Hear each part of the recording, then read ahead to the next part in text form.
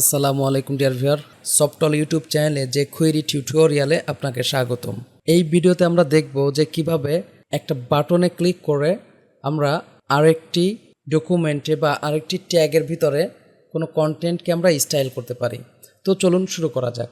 শুরুতেই আমি একটি ফাইল এখানে তৈরি করি, ক্লিক ইভেন্ট ওকে .html control S, save HTML,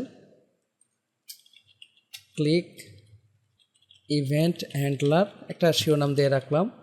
just এখানে আমরা শুরুতেই নেই ইনপুট টাইপ বাটন, ওর নেম লাগবে না। সাপোজ এখানে আইডি আমরা বললাম, আচ্ছা আইডিও আমরা নিতে চাচ্ছি না, ডাইরেক্ট বাটনই আমরা ইউজ করব সিলেক্টর হিসাবে। ভ্যালু নিলাম, ভ্যালুতে বলি ক্লিক হেয়ার, ওকে। এরপরে আমরা এখানে একটি প্যারাগ্রাফ নিয়ে নেই। প্যারাগ্রাফের ভিতরে ধরেন যে লরেম আমরা এইভাবে নিলাম বা একটু বেশি করে নিতে পারি, ওকে কন্ট্রোল S। এখন আমরা এটা রান করি, এই যে দেখুন আমাদের এইভাবে আসছে। তো আমরা চাচ্ছি যে এখানে ক্লিক করলে এইটা যেন স্টাইল হয়। তো তার জন্য শুরুতেই আমাদের এখানে কি করতে হবে, আমাদের এই যে jQuery লাইব্রেরিটি ডাউনলোড করা আছে আমার, এইটাকে আমি এখানে অ্যাড করব। সেই সাথে custom.js একটি ফাইল তৈরি করা আছে, এটা আমি তার নিচে অ্যাড করব। তো আমি এখানে বললাম স্ক্রিপ্ট src, আমরা যে কোয়েরি ফাইলটির নাম দিয়ে দিছি v3.7.1.js, Ctrl+Shift+D, এখানে আমরা বলি custom.js, Ctrl+S। আমরা এখন রিলোড দিয়ে দেখে নেই যে আমাদের ফাইলগুলো ঠিকমতো লিঙ্ক হয়েছে কিনা। হ্যাঁ, লিঙ্ক হয়েছে, custom.jsও লিঙ্ক হয়েছে, ওকে।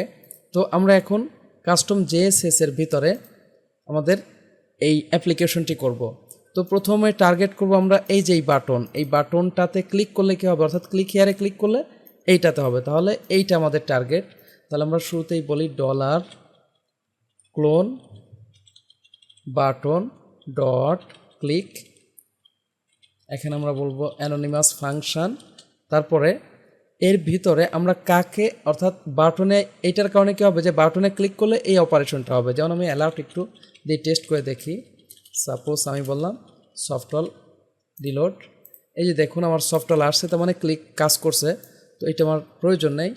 এই জায়গায় মূলত আমরা যাকে কাজ করাতে চাই সেই ট্যাগটার নাম নেব। যেমন আমার এই ট্যাগটার নামকে দিছি পি, তাহলে আমরা এখানে নিলাম পি। বেটার হয় যে এই জায়গায় আমি একটা আইডি দিয়ে আসি, তা না হলে যতগুলো পি আছে সবগুলোতেই এই অ্যাপ্লিকেশনটা হবে। এখানে আমি বললাম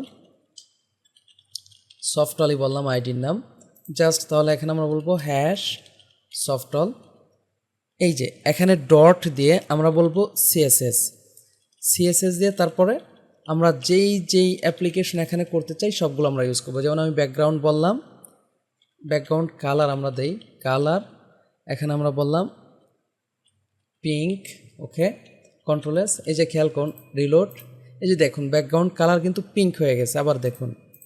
তো আমরা আরও কিছু সিএসএস চাইলে এইভাবে অ্যাপ্লাই করতে পারি। সিএসএস এখানে আমরা বললাম কালার, সাপোজ এক্ষেত্রে আমরা বললাম হোয়াইট, Ctrl+S রিলোড, এই যে দেখুন আমার লেখা কিন্তু হোয়াইট হয়েছে। তাহলে এটাকে আমরা গ্রিন দিই, বুঝতে সুবিধা হবে।